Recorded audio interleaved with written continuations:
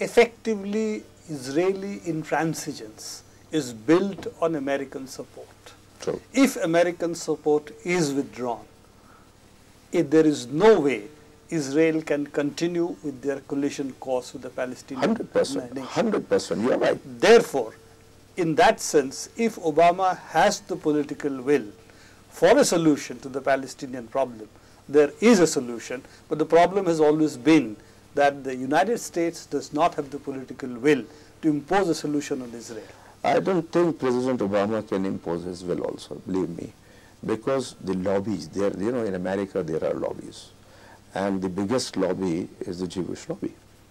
And any president who is looking forward to see that he is re-elected in the second tenure is not going to take any such decision where he really makes the Israeli lobby in the United States unhappy. You know, the other thing is that if the temperature comes down, which I think Obama's speech will help to bring down, that the clash of civilization is no longer there, the Islamic anger against what was happening will come down somewhat. But we have also the problem of Iraq, Iran and Afghanistan. I think on Iran he's not taking the collision course which George Bush might have taken, which Israel was pressing very hard for them to do it. On Afghanistan, he's actually taking a more hawkish position than even the earlier administration.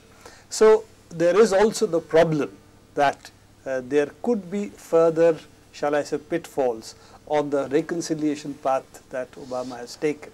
I don't think, you know, we have to keep Afghanistan separately because of Al-Qaeda and because of Taliban movement.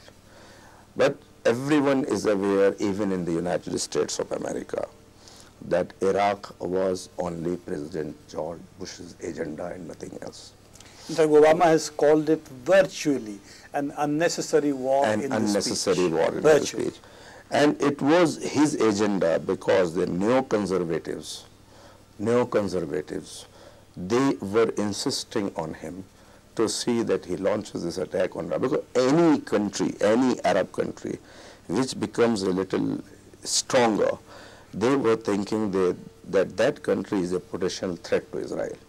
So therefore, in the region, any country which assumes a little power has to be destroyed in order to see that Israel remains as the cynosure, as the only center of power, as the only policeman of the West in that area. Now, Iraq war was totally unnecessary. Everyone realizes it. President Obama himself realizes it. He has very openly said that he wants to open a new chapter. And we are sure about this aspect that he is very sincere and he wants to move away and he wants to move out of Iraq as quickly as possible. Of course, not leaving Iraq in a hurry like the American and their allies had left Afghanistan soon after the Soviet Union's breakdown at that time, and they saw what happened in Afghanistan. Now, we come to Iran. Now, Iran, he has also taken a soft approach towards Iran. And he has said, let us sit, let us talk, let us negotiate, and let's see how really we can understand each other. But again, the problem comes here. The problem comes here, if you see the Iranian nuclear aspirations, what the West talk about that, or what America talks and American media talks about that. If you are in Iran and if you are in the Arabian Peninsula, you will find that they also link it with Israel. Of course. They link it with Israel. They say that, Israel has already acquired huge number of atomic weapons. Absolutely. That is what they openly say. And they say that our existence is under threat. Now, during President George Bush time, when Iran was made a part of the axis of evil, along with North Korea, Iran, and Syria, they had made it. The idea to bring Iran at that time was solely because Iran was slowly emerging as a potential threat after Iraq. Of course. So they concentrated, and since then they are concentrating on Iran. Both the Iranians and President Obama's speech sort of come together because The formal position of Iranians is they don't make nuclear weapons. Yes, they are of only course. doing a nuclear energy program. True. And Obama has accepted that they have the right to a nuclear energy program as long as they do not proceed to the nuclear weapons. So formally there is some, formal agreement on that. You're right that there are the other issues of Israel weapons and nuclear aspirations of Iran behind this. That is But coming back, wrapping it all up, I would say that from what you were saying, that the spirit of reconciliation that the presidential speech of Obama has done in Cairo is welcome, because it will lead at least to a introspection both in the United States and certainly also lead to some rapprochement with the Arab world. That is perfectly all right. That is very welcome. But the big but is Yes. the litmus test is going to be his sincerity to be able to translate his words into action in Palestine. And that's really the crux of the issue. The crux of the issue is that there is an organization which is called Hamas. They have to talk to them if they They want peace have in to talk to Palestine. them. You cannot just brand them as they came to power through democratic Formal election. democratic elections. Now, where in the world can you put 32 members of parliament behind the bars for years together? Yes. 32 members of parliament, including the speaker of parliament, the elected speaker of parliament, is not only behind the bar, he is being brought to the court with chains. And his legs are tied, his hands are tied, and he is brought to the court in chains for extension of his remand in the custody. Where in the world you can have it? World countries had gone to monitor those elections. We from India, we had sent a huge contingent of our own election commission which went there and which monitored. And in fact, we were those who implemented, who really worked very hard to see that a fair and transparent elections are held. Europeans were there, Americans were there. Now, if Palestinian people voted Hamas to power, it was for the international community to talk to them. Instead of just branding them as a terrorist organization, shunning them off and closing all the contacts with them.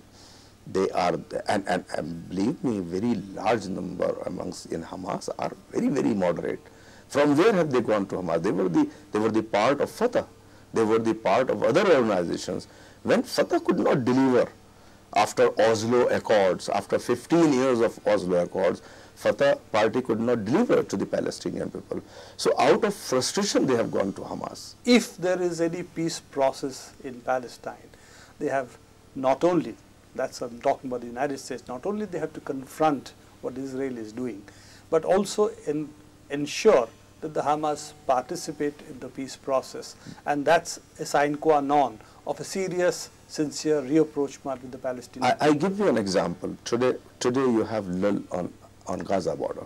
There is nothing is happening. There are no homemade rockets, and those toys are not being flown from Gaza to the Israeli side. It's all quiet now. This is the right time. Why, when we had a roadmap, when we have plans, why Israel is not coming forward to negotiate with President Mahmoud Abbas, with the PNA, with the PLO, to start negotiating on a peaceful transition and on a state of Palestinians of their own. Now nothing is happening. But what will happen that once they will have some pressure from America, once they have some pressure from the international community, what Israelis will do, they will just go to Gaza, they will have a raid on the civilians in Gaza, and when Hamas will retaliate, they will say no more talk and we do not want to talk to them.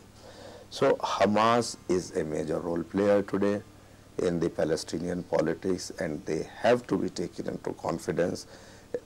Hamas moderates are ready to talk, and perhaps this is the right time that Mr. Obama evolves a strategy where he involves those role players who can really see to it that his vision or whatever his idea is, he moves constructively to see that a two-state solution is implemented on ground. Thank you, Professor Rahman. This has been really a very interesting discussion, and we really are grateful for you that you came here, spent this time with us, and shared your experience on these issues with us.